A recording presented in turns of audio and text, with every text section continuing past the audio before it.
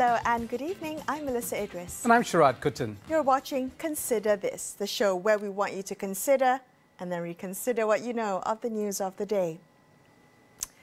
The latest amendment to the Emergency Ordinance will now allow the Prime Minister, Chief Ministers and Menteri Besars to unfettered access to public funds without legislative approval.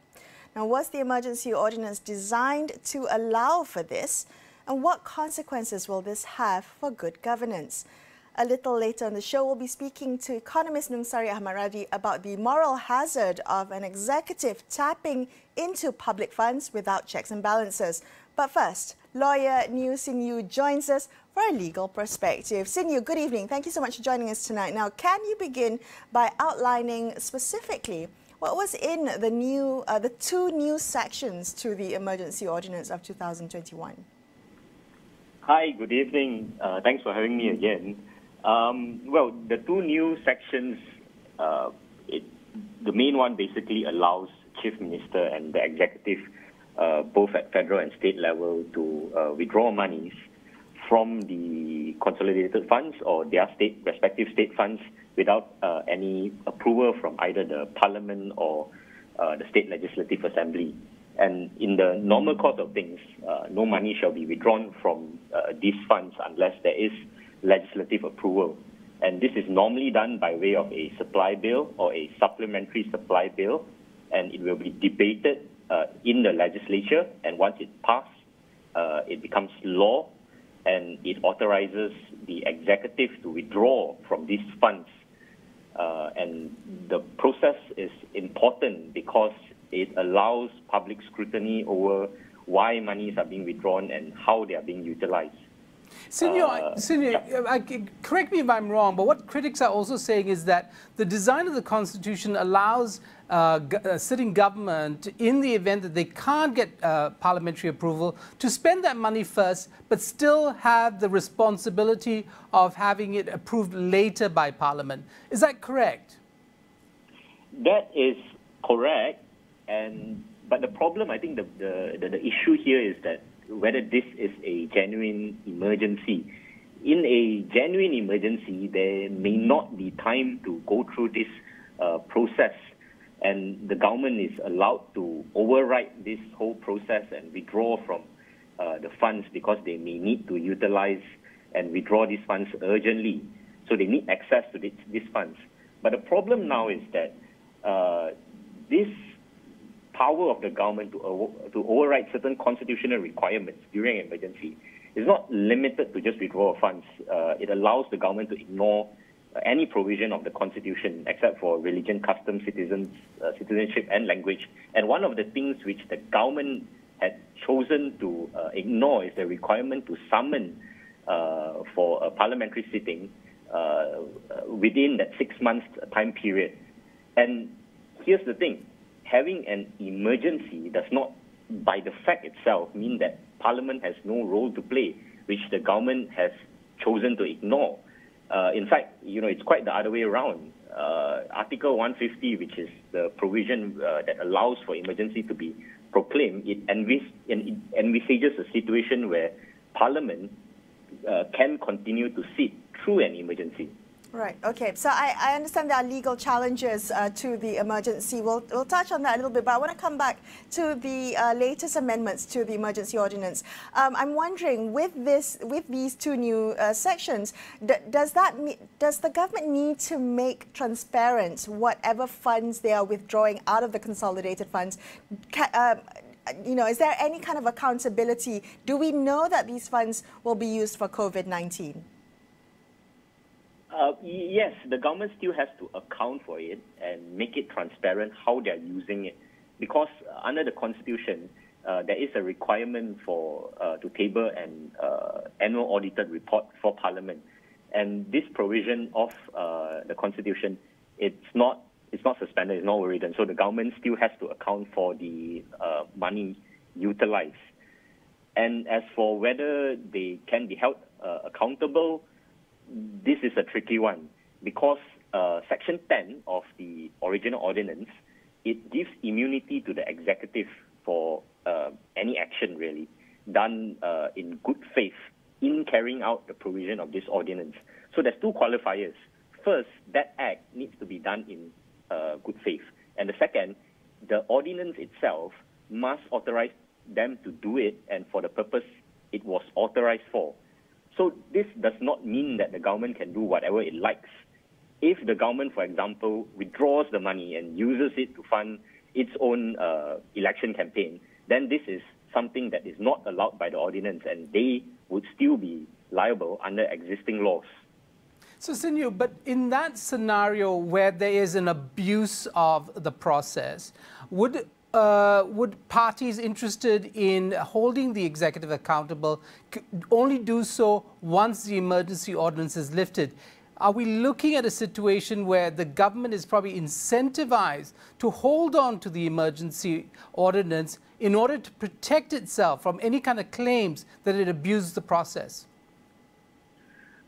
Well, it doesn't matter whether there is an emergency in place, because that immunity, it lasts even after the emergency has ended, because it relates to a situation where they do anything during the emergency. So whether subsequently emergency is called off or 10 years down the line, we can't take action for something that they have done during emergency, as long as it's done in good faith and it's provided by the ordinance.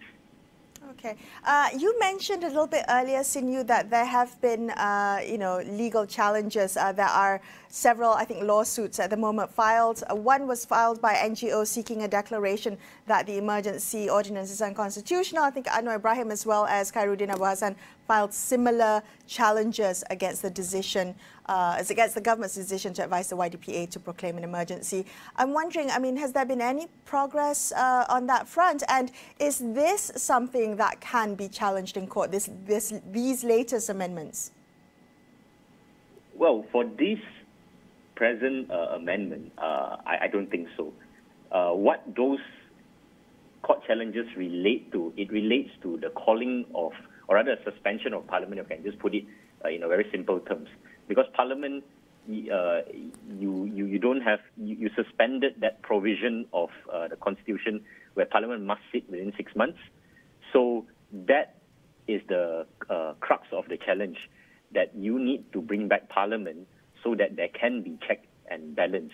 And Parliament has a role to play during emergency, and that's the same challenge, I believe, for all suits, even in the NGO suit. So the latest update is that the NGOs in the suit that they have filed in the High Court, they're looking to leapfrog straight to the federal court on certain questions of law. Sin Yew, the palace and the monarch has made it very clear in a statement he issued a month or so ago that Parliament can sit, and you said as much just now. Is that challengeable? The fact that despite a clarification from His Highness, there has been no will to open Parliament. Can that be taken to court? And do you see any possibility in the next 3 months, when we expect, after 3 months in August, that this emergency will end, that might happen, that there might be a challenge of pushing through a parliamentary sitting? It's certainly great that His Majesty the King has come out to say that about, I think, more than a month ago. But the problem is that His Majesty the King is also limited by our constitutional provisions, and we are in a constitutional monarchy, and the Prime Minister needs to advise His Majesty the King to summon Parliament.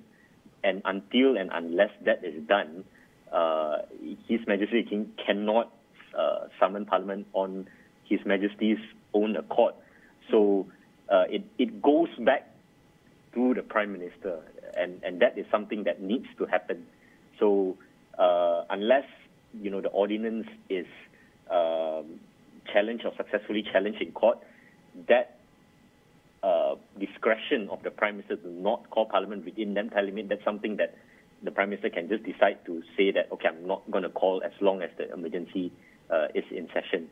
So it's tied back to the very first ordinance, and which is also the basis of why a lot of parties, the MPs, the NGOs, and everyone, they are trying to go to court and have that challenge. Well, Sin Yew, thank you so much for joining us on the show tonight, sharing those legal perspectives. We appreciate your time. We're going to take a quick break on Consider This, but more on this topic. We're going to take an economic perspective after this. Stay tuned.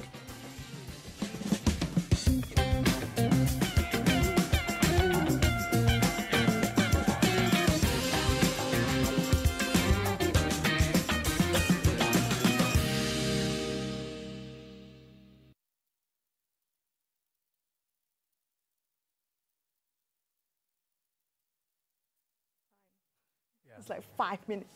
Sorry, tak dengar. Nungsari, hi. Can you hear us? Yep. Hi. Yes. Hi, it's Melisa here. And Sharaad. Melisa, Sharaad. Thank you again for doing this. How many minutes do we have with him? We can have more time. It's like 14? Okay. Yes, I am. Oh. Now the prompter. Okay, so is it going to be the same thing? Thank you for speaking with us. And then as I move into my show introduction ke ataupun? Okay, so when I introduce my guest, it's still on cam 2.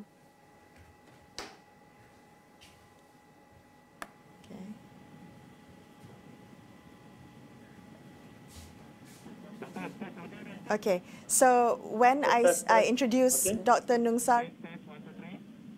Yes. Okay. Okay, so when I introduce the guest, I'm still on cam 2. When I ask my first question, I go to cam 1. Excellent. Thank you.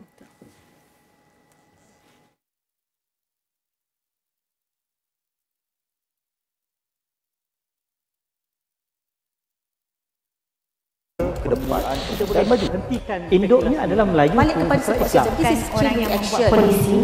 Kalau itu yang dikehendaki, fine. Mungkin kita berbeza pandangan. Tapi kita mempunyai kuasa yang boleh menentukan budaya di masa hadapan. Polisi yang mesra wanita sudah tentu dia akan datang daripada pemimpin wanita.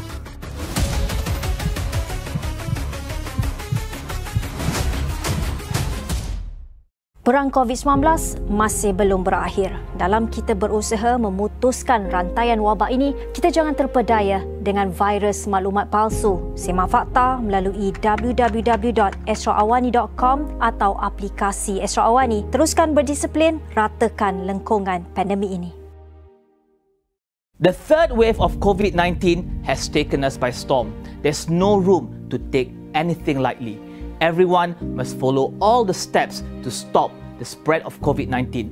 Social distancing, face masks, follow these steps, this SOP with the utmost discipline. Together, we can flatten the curve. Bila sentuh soal berita, tiada masa untuk tunggu. Kepada anda kami bawakan fakta.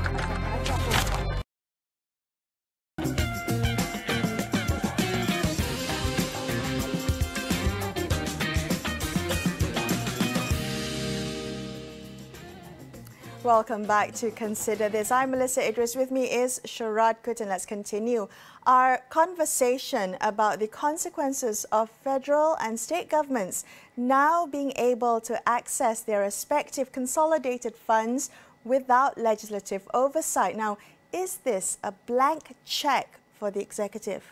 Economist Dr Nungsari Ahmad Radhi joins us on the line now.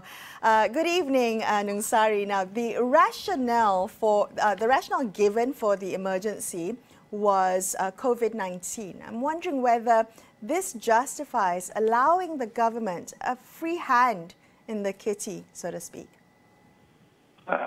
Not at this point, because I think for the federal government, the Parliament has already approved for 2021 budget. And it's only been one quarter, yesterday, end of March. So there's really no reason, given that the budget has already been passed and it's only been 3 months, that the executive is given a free hand. I think it's way too early to do that. Oh, so you're saying that because it's only... the fact that No, sorry, so you're saying that just because it's only the first quarter, there's still there's still more resources that they can tap? Is that what you're saying? Yeah, there is a budget now. There is a budget that was approved. Nungsari, it's been reported that Bank Negara figures for the first 3 months show a 60% increase compared to the Harapan's first 2 months in 2020. Some $31 billion have been spent. Could that be the reason why the government is looking for extra funds? Usually it's actually a cash flow problem for them, actually. There is a budget, there is an estimated revenues and expenditures. I think revenues might not be linear or corresponding, it doesn't correspond to the spending. Typically, there is a March session in normal years, right? And during the March session, the government would actually table a supplementary budget to raise more money. So they could just maybe call Parliament and raise a supplementary budget. But there is a budget. My point is that there is a budget. If they need to do a supplementary budget, it's only been 3 months. They could just, by right they shouldn't, but if they need to, they can just call Parliament. Right. So economically speaking, what are we looking at? I mean, what are the dangers to government fiscal discipline in allowing this? Is this a blank check for the government? Is this an opportunity for limitless spending? No, I mean, I don't think it's a blank check in the sense that hopefully there will be a time when this thing ends and there will be an audit. But the emergency powers, capital E, is a broad one. I think government is not liable for any sort of decision they take during the emergency. So that's one issue. But the more damaging issue, in my view, is actually the issue of confidence. Two levels of confidence. One is there's going to be deficits for the next so many years. There have been deficits for the last 20 years. So that means the government has to keep on borrowing.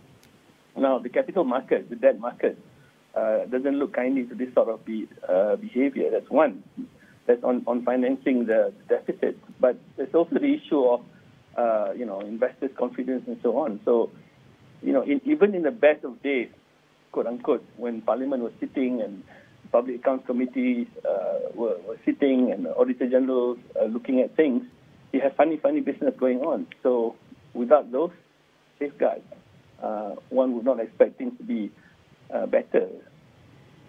Nungsari, former second deputy finance minister, Johari Abdul Ghani, made a similar point about foreign investor confidence. Could you help us unpack that? I mean, what exactly is the relationship between this kind of action taken by a national government and foreign investors?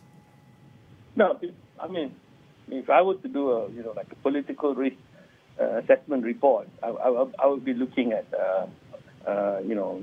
certainty. Investors look for certainty, policy certainties, and actually issues around rule of law, governance, and things of that sort. Now, the emergency itself, the emergency capital E itself, was like a big stick thing that, in my personal view, should not have been called, but there's water under the bridge. But having done that, the powers within that should be used very, very, very, very, very carefully, and only when really, really, really necessary.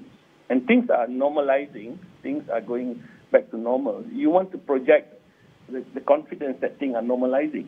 So if things are normalizing, you want to do things in a normal way. And this is not normal. So it's sending the wrong signals. I'm just wondering if there is at all a silver lining to be had from this amendment to the Emergency Ordinance.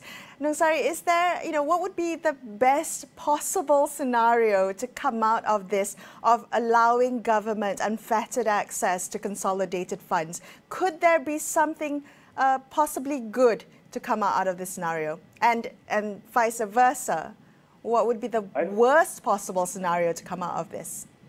I'm not putting a partisan hat or anything, but I'm just putting on the hat as a taxpayer.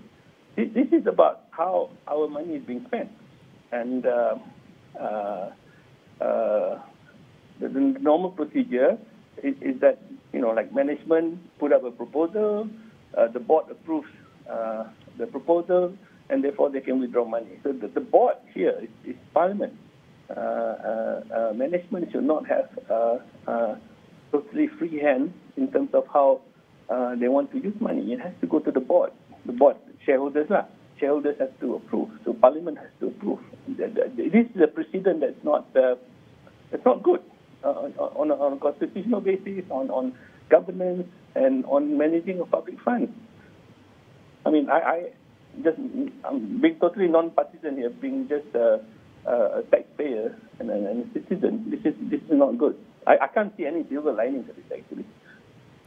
Nungsari, do you think that these decisions are being made essentially as part of a political calculus? The current government is concerned about its numbers in Parliament, and so any option that requires them to go to Parliament, even if it would be to present a budget to deal with the rising costs of managing the pandemic or whatever, becomes a political risk for them, and therefore they're going to avoid Parliament. Is that, speaking as an economist, as a political observer, you know Malaysian politics, what do you think is happening? I don't know. In terms of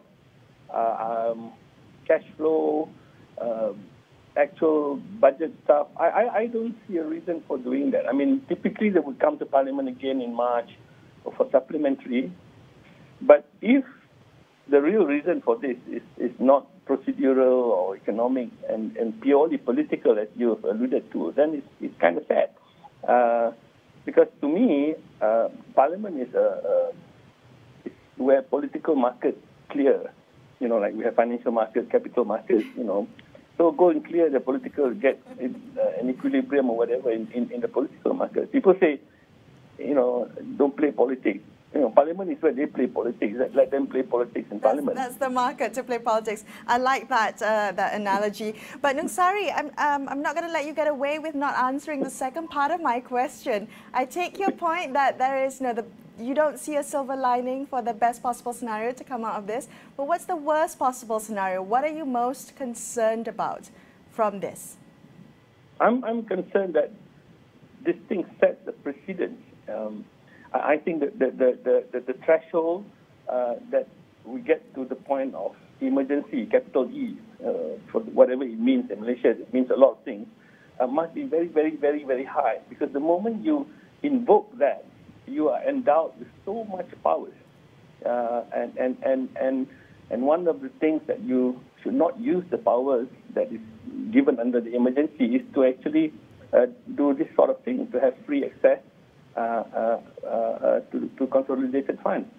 So if it becomes a precedent, if it lowers the threshold of invoking things like this in the future, that's bad. It doesn't matter who does it, it's bad. Nungsari, one of the conversations we've been having over the last year, and I think this is a global conversation, is how to support the economy in the pandemic. How do we reposition ourselves, in a post-pandemic world? And that seems to require some sort of coming together, a bipartisanship in dealing with Malaysia's economic future. Do you think that that conversation is going to be held off until we resolve the first problem, which is political stability in this country? Is our economic planning for the future being held hostage to somewhat dysfunctional politics at this time? To some extent, yes, that's true. But if you look at the example of the U.S., right? I mean, President Biden has a majority of 1 in the Senate. And that's because his own vice president can break the tie. And he just pushed through a major bill. And he was pushed through on a totally partisan voting line. And he was an ambitious one. I think if you have a clear picture of what you want to do, and you have even the slimmest of majority, in Parliament, as was the case for Joe Biden in the U.S. Congress, push it through. In the end of at the end of the day, even though in that case none of the Republicans voted for it, but the polls show that actually it was very popular. So you have to have a story, right, and a plan to push it through. So Nungsari, are you saying we don't have a clear picture of what we should do? Is there a plan for Malaysia? Yeah, I honestly, I don't think so, actually. If you have a plan, even if you have a majority of one or two, in the case of US, they have a majority of one. You push it through. And you put it on the table, you push it through, and you try to get the support of the people. Even if you don't get the support of people who are opposing you politically, get the support of the people and get going with it. I mean, in the case of Biden, he's pushing through another 3 trillion for infrastructure after doing the 1.9 trillion on the COVID assistance thing. So you can use the political platform, but push it through. Nungsari, thank you so much for speaking with us tonight. Always a pleasure having you on the show. Thanks for your time. That's all we have for you on this episode of Consider This. But before we leave you tonight, a quick reminder, don't forget to get all the latest news and information on COVID-19 vaccines at astroawani.com and the Astro Awani app. Thank you so much for watching. I'm Melisa Idris. And I'm Sharaad Kuttan, signing off for the evening. We will be back with you same time tomorrow. Till then, good night.